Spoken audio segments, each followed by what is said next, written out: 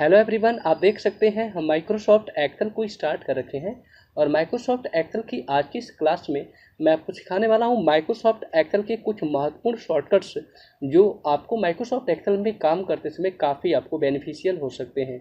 So video में बिल्कुल last तक बने रहिएगा, जिससे कि मैं माइक्रोसॉफ्ट एक्सेल में जो भी शॉर्टकट्स आपको बताऊँ आप उसे अच्छे तरीके से सीख पाएँ।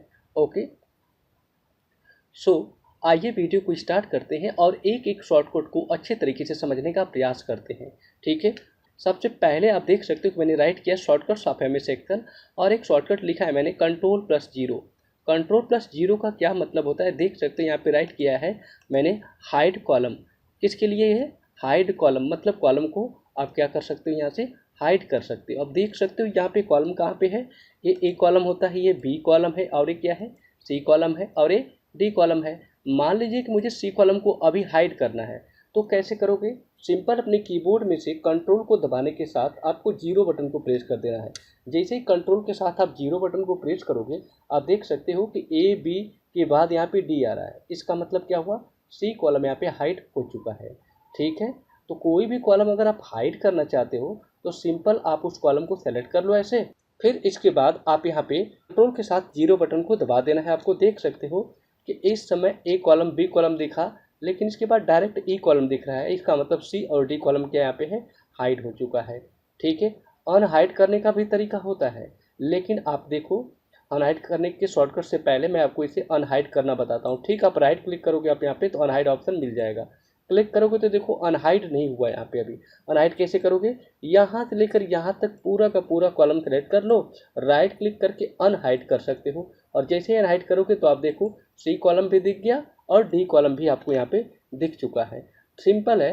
अनहाइड करने का तरीका यहाँ पे शॉर्टकट भी मैंने राइट किया है, Alt+O+U+ क्या एल अगर प्रेस कर दोगे तो ये क्या हो जाएगा, आपका अनहाइड हो जाएगा।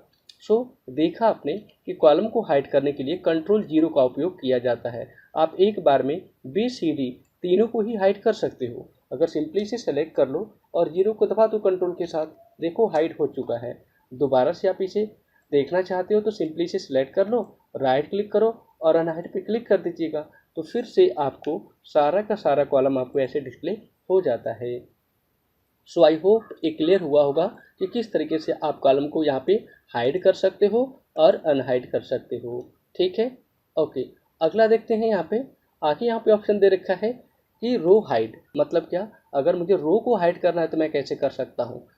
ओके, आप देखो थोड़ा यहाँ पे रो को हाइड करने के लिए क्या शॉर्टकट दी गई है, कंट्रोल+9। अगर कंट्रोल के साथ मैं 9 बटन को प्रेस करूँगा तो रो को हाइड कर सकता हूँ। अभी देखो 3 रो में राइट किया गया 4, मैं 4 रो को हाइड करना चाहता हूँ तो सिंपली से सिलेक्ट कर लूँगा और कंट्रोल को दबाऊँगा और 9 को प्रेस कर दूँगा। आप देख सकते हो मैंने 9 को जैसे ही प्रेस किया कंट्रोल के साथ, 1 2 3 के बाद 4 नहीं आ रहा है, क्या दिख रहा है आपको? 5 दिख रहा है। इसका मतलब क्या हुआ, यहाँ पे 4 हाइड हो चुका है। अगर 5 को हाइड करना है तो फिर कंट्रोल के साथ यहाँ पे फिर से 9 दबा दीजिए, ये भी हाइड हो जाएगा।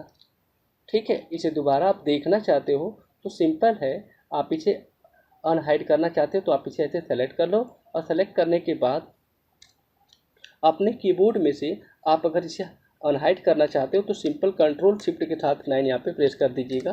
देख सकते हो आप यहाँ पे कंट्रोल शिफ्ट F9 प्रेस करने से, यानी कि देखो यहाँ पे शॉर्टकट है कंट्रोल शिफ्ट F9, यह प्रेस कर दिया तो वापस आ चुका है। अगर इन तीनों को एक बार में आप हाइड करना चाहते हो तो तीनों रो को सिलेक्ट कर लो, कंट्रोल दबा के 9 दबा दीजिएगा, तीनों रो हाइड हो जाएंगी।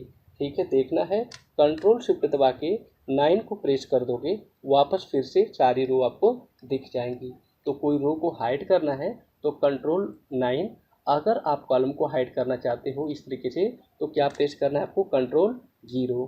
ठीक है, कंट्रोल 0 से कॉलम हाइड होता है और कंट्रोल 9 से क्या आपका हाइड होता है, आपका रो हाइड हो जाती है। 9 पे क्लिक कर दोगे तो ये कॉलम आपको दिख जाएगा।